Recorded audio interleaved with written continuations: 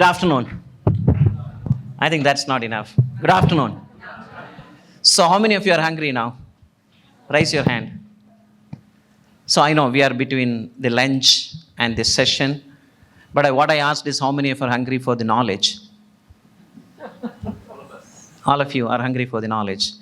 So this is, I think how much time we have? 35 minutes? 35 minutes. Okay, very good. Or 30 minutes, okay. That's fine. So maybe I'll stand here, very delighted to host a very enlightened panel on lifetime learning. So what I do is I just kick off the topic and go around and ask the panelists to answer. Looking at the time, we may have one questions for you, then we'll open for the audience to answer. For me, lifetime learning is the hallmark of a leader. And the learning is not just accumulating knowledge. Then how do you convert knowledge into skills? And how do you really convert skills into outcome is very, very important. When it comes to lifetime learning, it is not, again, getting certifications or badges or skills. For me, there are two important factors. How do you stay curious? The curiosity is the hallmark of a lifetime learner. It is not the certificates and skills he or she accumulate. That's my personal view. How do you really keep curious about what is happening around you? The second one is the lifetime learning is all about how do you really constantly transform yourself and change yourself to meet ever-demanding, disruptive environment which we are living today. Everything is uncertain. I don't know what will happen today evening or tomorrow. How do I constantly adopt myself into the ever-changing world, the second biggest challenge a lifetime learner faces today? And the third one, like our recruitment panelists spoke about it, it is not the skill set which is relevant today, it's all about mindset. In the lifetime learning, how do you really keep a mindset which is really necessary for the environment we are operating in? So I happened to listen to Bob Kagan, who is the head of psychology department and executive education in Harvard. And Bob always narrates, when things are stable, you require a lot of skill set. In a disruptive environment, what is required is the mindset. The mindset is the hardware and the skill set is the software. You keep on accumulating skill set on a hardware which doesn't have the capacity to crash. So for me, three things is very important to become a lifetime learner. It is how do you stay curious? How do you really adapt yourselves to ever-changing environment? And third one is how do you constantly check your mindset? So we always say that mindset beats skill set. That is what the hallmark of a lifetime learner. That's my view. So let's understand our panelist views and some of the experience around that. Maybe Ritu, I'll go with you. The first question. For you, what is lifetime learning means?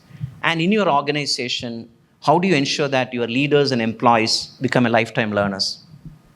Thank you for the first question, Sri, and that's a very exciting question. So just to add to what you said about curiosity, right?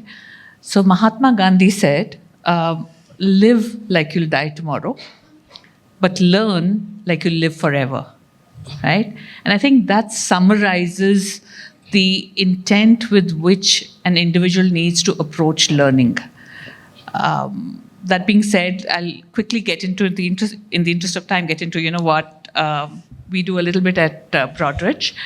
So at Broadridge, like at every other organization, we have a number of pillars of learning, right? Leadership, associate centricity, D&I, and culture, of course. I'll pick two examples of what we do, which could kind of be viewed as something different that we do. So from a culture perspective, we value that very closely. And we've really built nice acronyms around culture, etc., cultural learning, something we call CREATE. And I won't get into the details. We can talk about that later.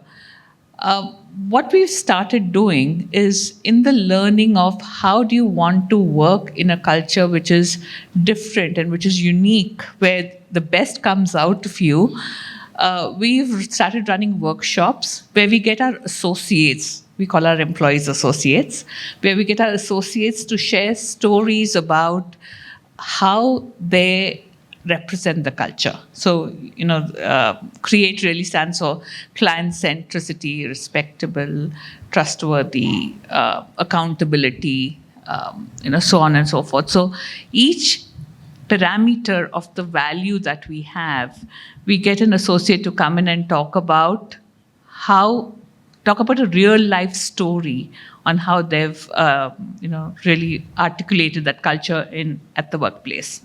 That's one part we do. The other part is we've gamified it. We've said, let's make it interesting for everybody to really understand our culture and values. So we've in-house developed a game of cowries is one example I'll share, where we've gone back to our roots and said, let's look at the game of cowrie, how we can kind of, instead of, use it to run a session where players get cards, etc., and have to enact certain behaviors. So really gamification is one example I'll talk about. Yeah. Another very quick one I'll talk about is we invest in learning very seriously. So we've just 2 months ago started another cohort of learners, mid-level leaders, whom we want to build into India level and global leaders, as we've done in the past. And they are taken away from business. These are key performers, top performers. They're taken away from a business situation and put into a 52-week learning program, where they are not only doing classroom learning, but also on-the-job learning, on-site, in India, in the US, across the world. So these are 2 quick examples I'd like to share. Absolutely. Thank you, Ritu. As you rightly mentioned, when you work on mindset, the very important thing is we need to focus on culture.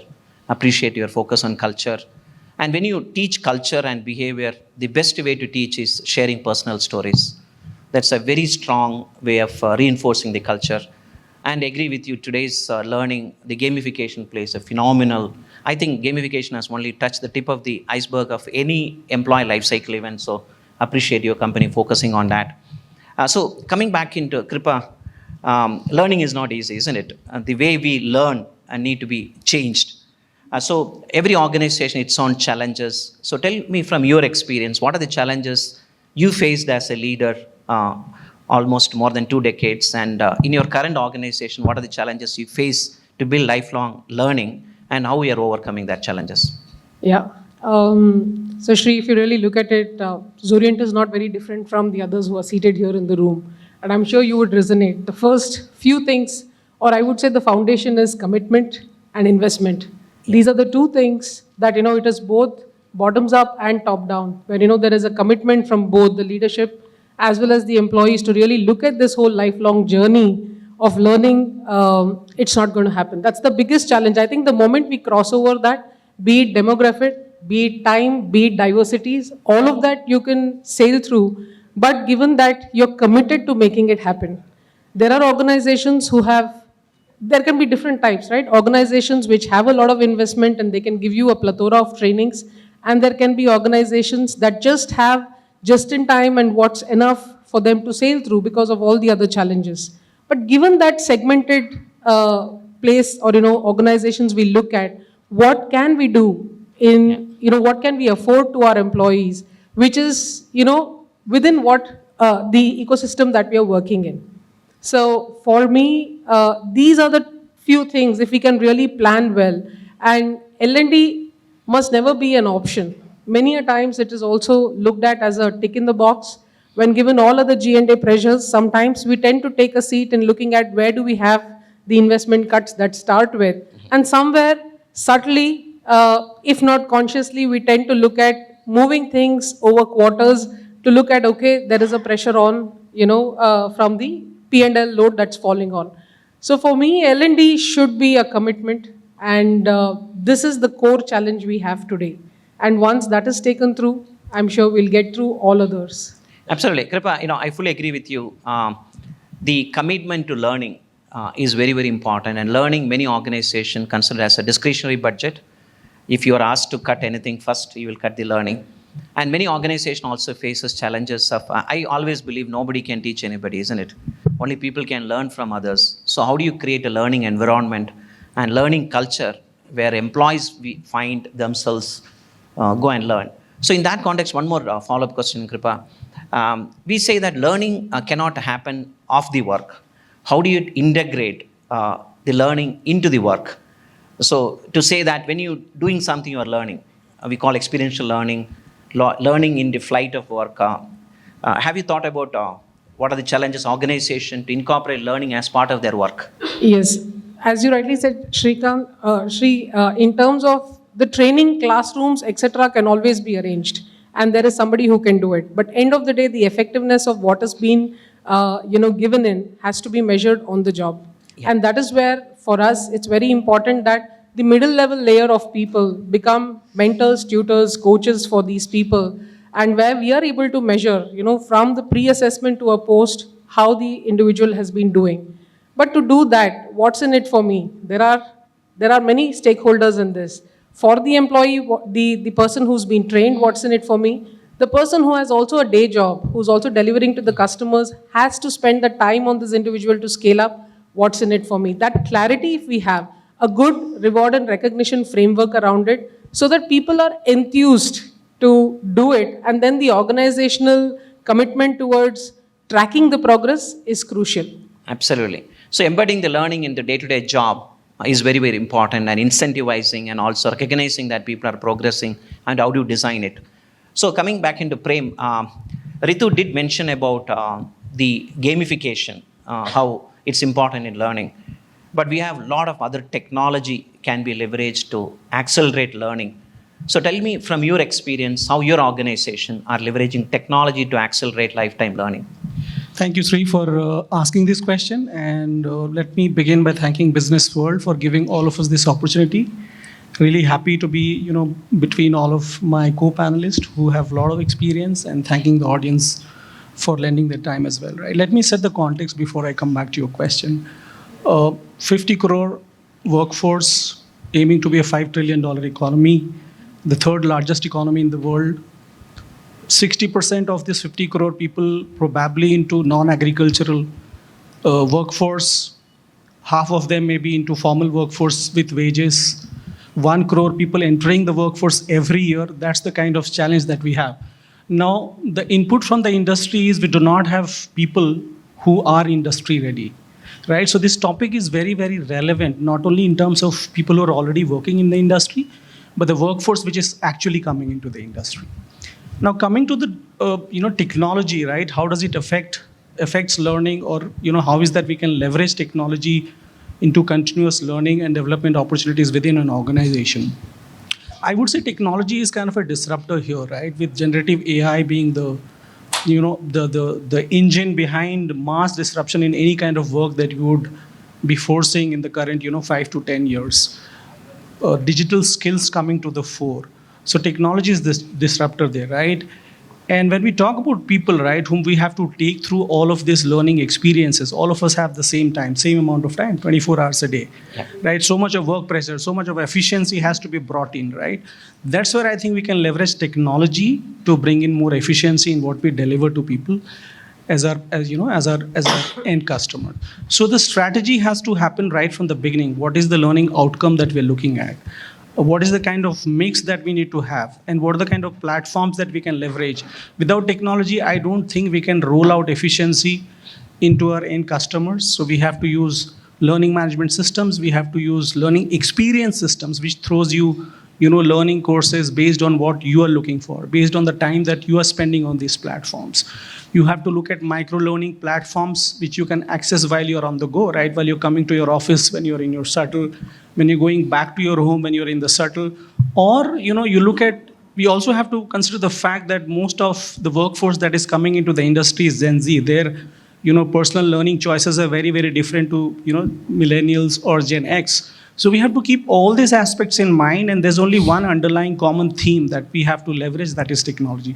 Technology will be the disruptor for the next 5 years. 26% of the jobs are exposed to AI, generative AI in India, of which 14%, what I have read in IMF report, would be affected positively, 12% would be affected negatively, which means that they would be phased out of the current existence that we see, right? So we have to use technology, leverage technology through various platforms that are available. All of us are very much aware of the various learning platforms that are available on the go. So we have to make use of it in the learning structure that we're making right at the beginning. And that's how we have to plan Absolutely. in terms of rolling out technology as a service to our end customers. I think I agree with Prem.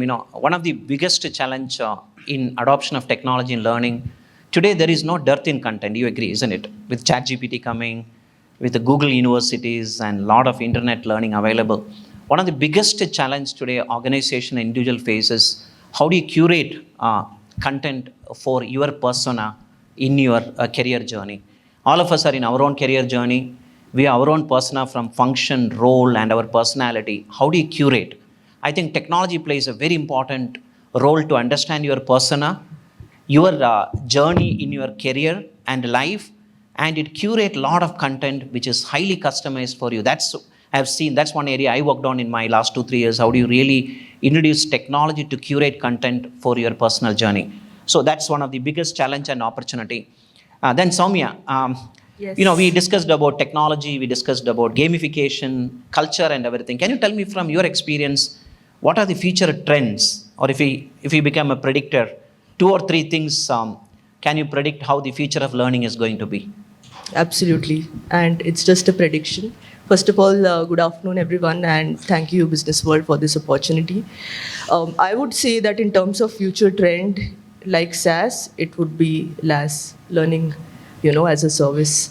That's something which is going to happen, and it will be on the go. It can't be learning one and done kind of approach that organizations can take.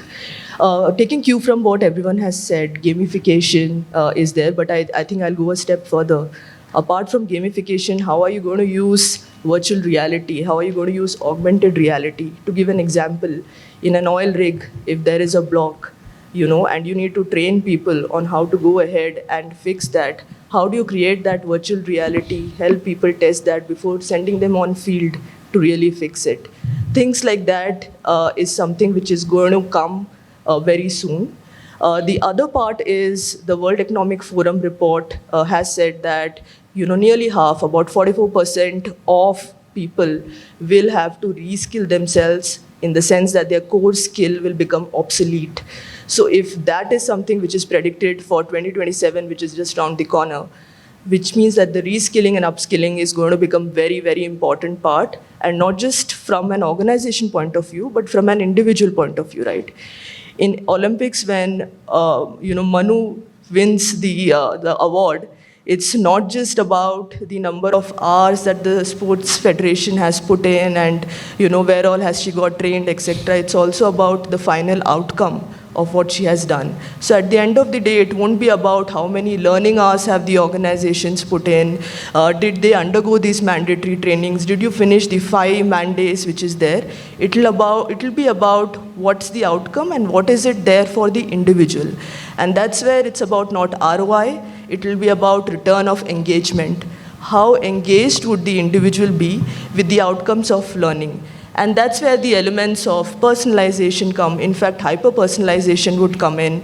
Persona-based, right? Today in Wipro, if you're a key account manager or if you're a delivery manager, there are certain trainings, either virtual or classroom-based, which is well-defined for the competencies that one needs to undergo. There are also band-wise trainings.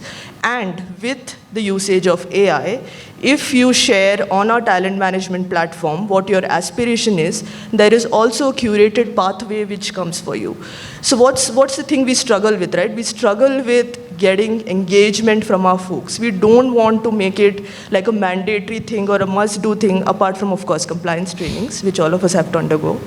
But apart from that, it's about that pull factor. And this is where the pull factor comes in, and that will be very, very important for the future of learning. So to summarize, LaaS, learning as a skill, that similar to SaaS. Second is, how do you shift from gamification to also using augmented reality and the VR approach? Third would be, how do you also make it a lot more personalized, not just persona-based, but also include the individual into it? Because at the end of the day, as an organization, You are only enabling, you are not just a learning organization, I think you are a coaching organization. You are providing everything for the individual, and then it's for the individual to pick that up and really excel at their work. Absolutely. So, If as I you- may jump in here Yeah, and sure, add please. one more. I Sure, think that sure. was very well articulated, Soumya.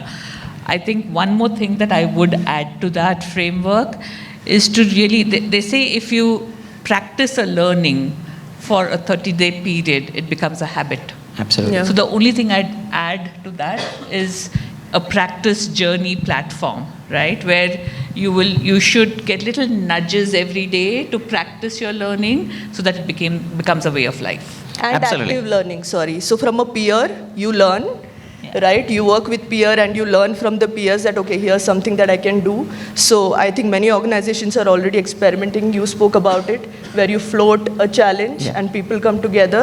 You may not get paid for it, but when you work with cross-functional teams, I think there is a lot more peer learning, and that itself, that experiential learning is also a big takeaway for any employee. Yeah. Soumya, thank you. You very well articulated the entire feature of learning, and Ritu, thanks for adding. At the end of the day, any learning has to be converted into behavior and habits. If we don't change habits and behavior, then we don't say that we completed learning. I'm a psychology student. The way it is defined in psychology, learning is relatively permanent change in behavior produced by experience. Whatever you learn, if you don't change your behavior, it's not sticking. And we always say that the biggest challenge of an organization is to drive cognitive concept, like Six Sigma, Agile, design thinking, culture. So cognitive concept, if I can train somebody through e-learning or classroom, the retention power is less than 10%. After 2 days, you forget it. How do you take the cognitive concepts into skills so that you can really do what you learned, require tools and methods? So how do you take the skills what you learned into habits? Last mile, it's habits. I always give analogy, brushing your teeth. Parents told us importance of brushing our teeth. That's cognitive concept. Then they hold our hand and taught us how to brush. And they are given breast and page as tools. And we developed skills. But the real benefit you get it, you make brushing your teeth habit every day, morning and night. Then only you'll get the real benefit. Another example, all of us know how to walk. But the real beneficiaries of how to walk is the people who really walk a day, at least 1 hour, to keep them healthy. So we have a lot of skills, but very rarely we practice the skills and make it a habit. That's the last mile of benefit is in the habit. Thanks for reminding that, Ritu. Now I know we have 7 minutes. Any questions from you? Otherwise, I have one more round with our panelists. Any thoughts or any questions from you? Yeah, please. Yeah, I'll come there. Thanks a lot. Yeah, I just have a small question. Being into L&D space for quite a long time now, and just the way there is a shift in learning and internet and AI and so many things. People can learn from many areas. Do you feel going forward within L&D function, we require, like we have career counselor, we require within organization learning counselors for people? Because I somehow believe now that people, whatever they are curating, they have a bias towards what they have curated, and they wanted to learn from that. But is it the best? Is there somebody validating that? So do we need some sort of a person within the organization as learning counselors? They are those who can support their lifelong learning. And adding to the World Economic Forum, I believe that lifelong learning and curiosity is one of the skills that they have listed also.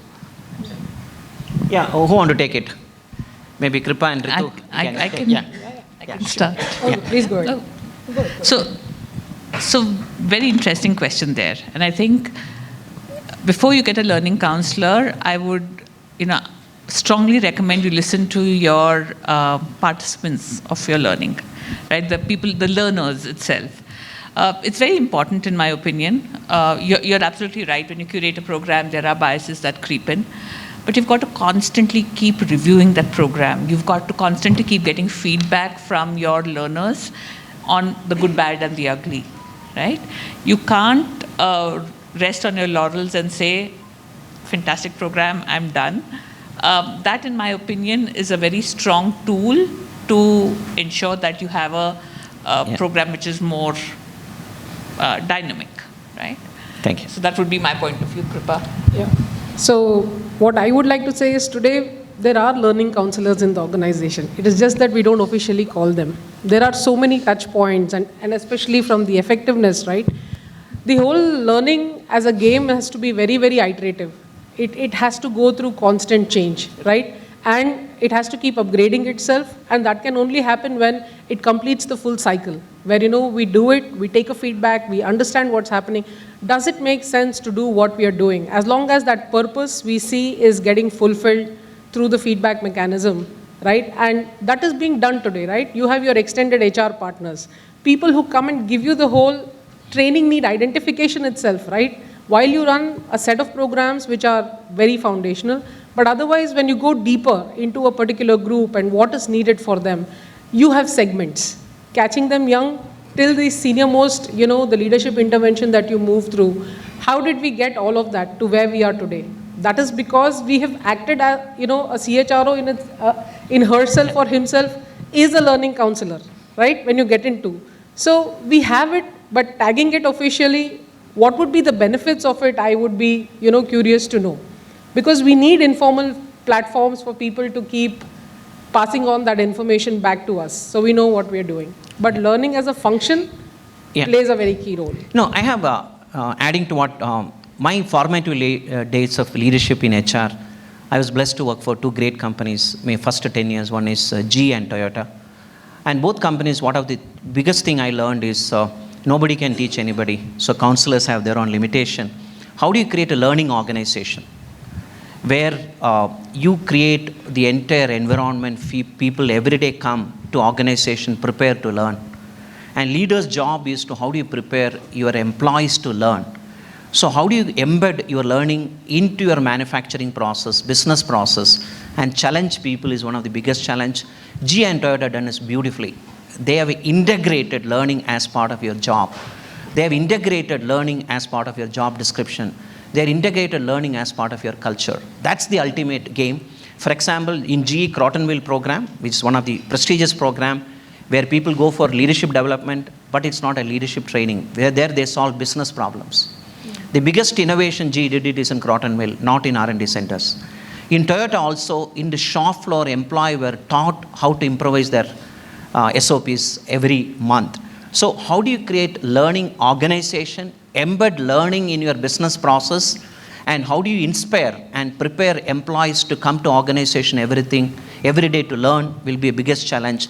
RITU, you started with saying, how do you bring that culture of learning? Is one of the challenge. Counselors and everything have its own limitation. And my request is think of embedding learning in your business process. Okay, yes. So as we talk about the learning culture, if we bring appraisal based on learning rather than appraisal based on performance, will that help to bring in that culture in the organization, or do we foresee any challenges around it? It has to be a blend of both, according to me.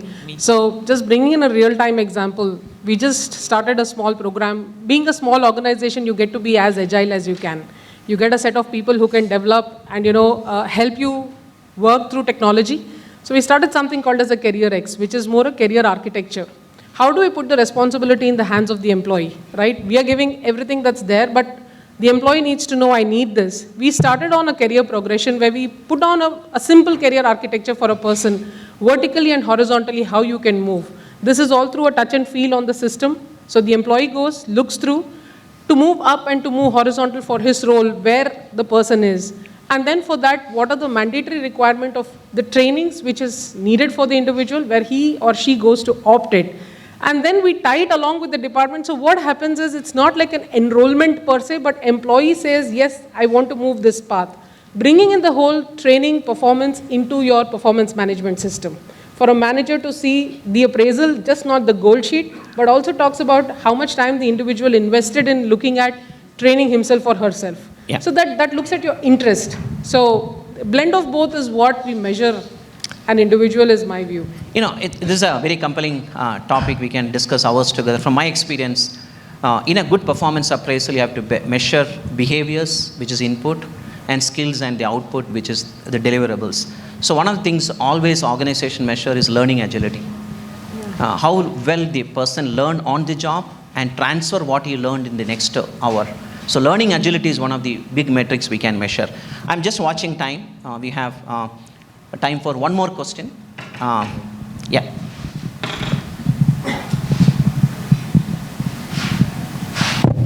Thank you.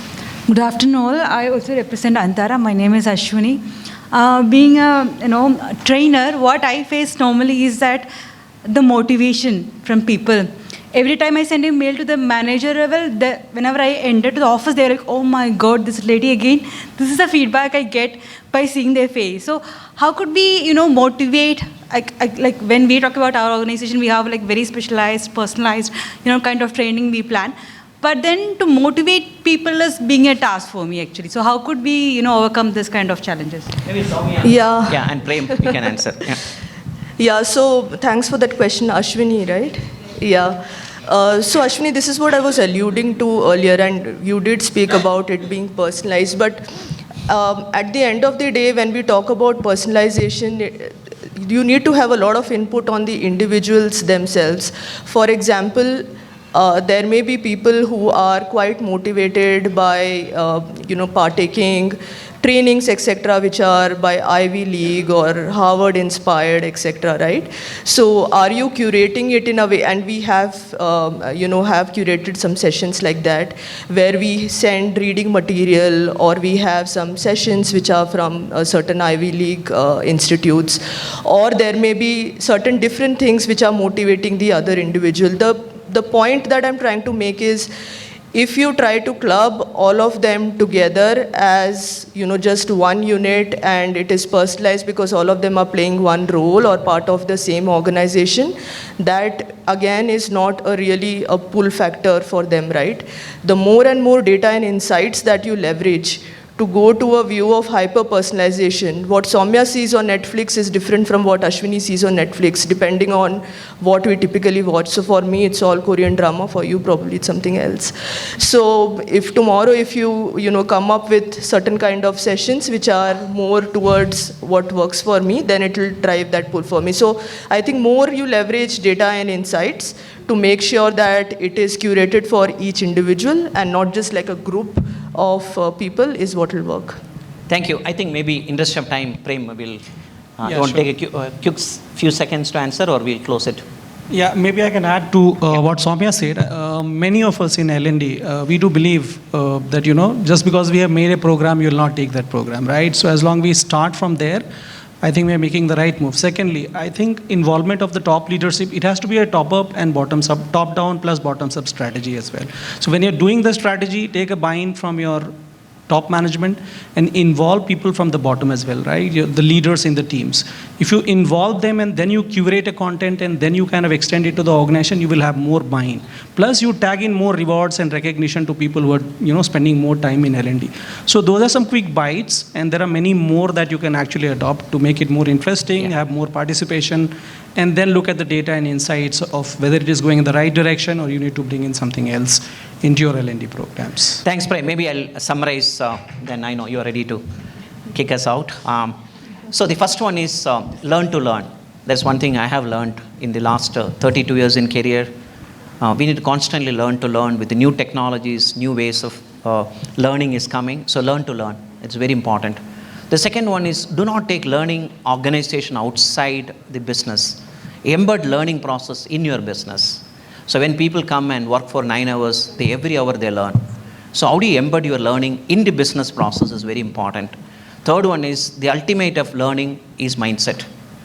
I agree, skill set is important, but the last check of learning organizations are people having the right mindset to transform the business and being relevant in today's disruptive world. The last one, the hallmark of learning is build an organization where people are very curious. Like when we were children, why the sky is blue, why only birds can fly? We don't ask these questions anymore. So the last thing of learning is build a culture of curiosity. Encourage curiosity and better questions, better answers, and better working world. That should be our hallmark of future of learning. Thank you very much and happy learning. Thank you.